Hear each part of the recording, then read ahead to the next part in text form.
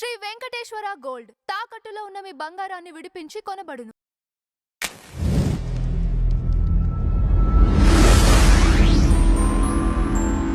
Madam నమస్తే అండి. Madam, Hanuman Jayanti సందర్భంగా కడపలో ఒక సర్కిల్లో హనుమాన్ విగ్రహం ఏర్పాటు చేసుకున్న నేపథ్యంలో దాన్ని అడ్డుకునే ప్రయత్నం జరిగింది. అక్కడ ఒక గొడవ కూడా జరిగింది కడపలో, మీరు చూసే ఉంటారు. ఎందువల్ల అంటే ఒక విగ్రహం ఏర్పాటు చేసుకునే స్వేచ్ఛ కూడా లేదు అంటారా? కాదండి, మొన్నేమో రామాలయం గురించి అంత గొడవ అయింది. అవును, కోర్టులకు వెళ్ళి అది ఆల్రెడీ అక్కడ ఉంది, దాని మీద అంటే మొత్తం కాగితాలు ఉన్నాయి, అన్నీ ఉన్నాయి, అది ఉంది అనే ఒక రుజువు ఉంది. ఉన్నా కూడా 2 సార్లు కోర్టుకు వెళ్ళారు. ఈవెన్ ఆయన అక్కడ శంకుస్థాపన చేశాక కూడా వెళ్ళారు కదా. అవును. మరి ఇప్పుడు తెచ్చుకొని పర్మిషన్ తెచ్చుకున్న తర్వాత మాత్రమే స్టార్ట్ చేసుకోవాల్సిన పరిస్థితి. అంటే మనం ఎక్కడుంటున్నాము, ఏ దేశంలో ఉంటున్నాము అనేది మనకు అర్థం కావట్లే. అంటే మనకి మోదీ ప్రభుత్వం ఉంటేనే ఇలా ఉంటే, మోదీ ప్రభుత్వం లేకపోతే ఇంకెలా ఉంటుందో అంటే మనకు అర్థం కావట్లే. ఇవాళ సనాతన ధర్మం గురించి మాట్లాడితే తప్పు అనుకునే స్టేజ్లో కొన్ని వర్గాలు ఉన్నాయి.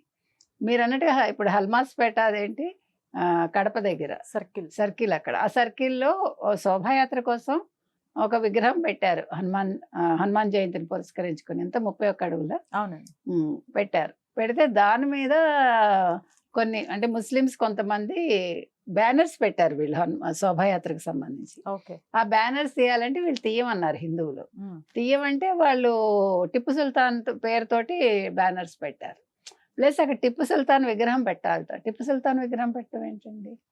టిప్పు సుల్తాన్ భారతదేశానికి ఏం చేశాడు అంటే, మనం ఎక్కడికి వెళ్తున్నాం, పాకిస్తాన్ జెండాలు అంటాడు ఒకడు, జై పాకిస్తాన్ అంటాడు ఒకడు. అంటే ఎందుకు అసలు ఇలా ఈ రకంగా తయారవుతోంది? ఇవాళ ఎన్ని ఫోర్సులు అక్కడ దింపారు అంటే, మొట్టమొదటిసారి కడపలో హిందువులు ధైర్యం చేసి అందరూ కలిసికట్టుగా వెళ్ళటం జరిగింది. అంటే హిందువుల్లో ఐక్యత వచ్చింది, హిందువుల్లో ధైర్యం వచ్చింది. ధైర్యం ఉంది, ఆ ఉన్నదాన్ని వాళ్ళు ఇప్పుడు బయటకు తీసుకొస్తున్నారు. ఎప్పుడు కూడా మనిషి పిరికివాడిగా చచ్చిపోకూడదండి. We have to face the situation. ఇది నాది అనుకున్నప్పుడు నేను నిలబడి పోరాటం చేయాలి. వాడెవడికో నేను భయపడడం ఏంటి? వాళ్ళ బెంగాల్లో ఎందుకు బీజేపీ గెలిచింది? ఎవరు? బంగ్లాదేశీయులు. ఇప్పుడు సువేంద్ర అధికారి రాగానే ఫస్ట్ సంతకం దేని మీద చేశాడు? ఆయన కంచె వేస్తానని చేశాడు. కంచె వేయాల్సిన పరిస్థితి ఎందుకు వచ్చింది? రాష్ట్ర ప్రభుత్వం ఇస్తేనే కేంద్రం అక్కడ కంచె వేయగలదు. రాష్ట్ర ప్రభుత్వం 15 ఏళ్ళుగా ఇవ్వలేదు కదా. వాళ్ళు బంగ్లాదేశీయుల్ని పెంచి పోషిస్తే ఎస్ఐఆర్ వేస్తే ఎస్ఐఆర్ మీద ఈరోజు అందరూ మాట్లాడుతున్నారు. ఇప్పుడు ఆ ఓట్లు లేకపోవటం వల్ల ఇవాళ బీజేపీ అంటే నిజమైన ఓట్లు వచ్చాయి. ఇవాళ హిందువులే కాదు, ముస్లిమ్స్ కూడా బీజేపీకి వేశారు. అది ఆ తిరుగుబాటు రావాలి. హనుమత్ జయంతిని పురస్కరించుకుని శోభాయాత్ర కోసం వాళ్ళు ఒక విగ్రహం పెడితే ఇవాళ రాళ్ళు రువ్వుకున్నారు. ఒక సిఐకి ఒక కానిస్టేబుల్కి దెబ్బలు కూడా తగిలాయట. అంటే మన పండగ మనం జరుపుకోవటానికి రక్తం కక్కుకోవాలా, మనం రక్తం కళ్ళ చూడాలా. దీని మీద ప్రభుత్వాలు దృష్టి పెడుతున్నాయి, ఇంకా పెట్టాలండి.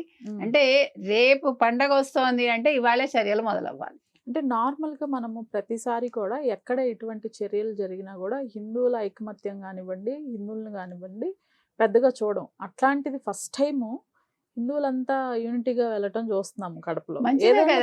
వచ్చిందంటారు? చైతన్యం వచ్చింది, ఇంకా రావాలంటున్నా. నేను ఒకసారి చెప్పాను మీకు, ఇంతకు ముందు కూడా చెప్పానేమో. ఒక డ్రైవర్ పెట్టుకున్నాను నేను ఒకసారి. అంటే మనకు టెంపరీ డ్రైవర్స్ వస్తారు కదా.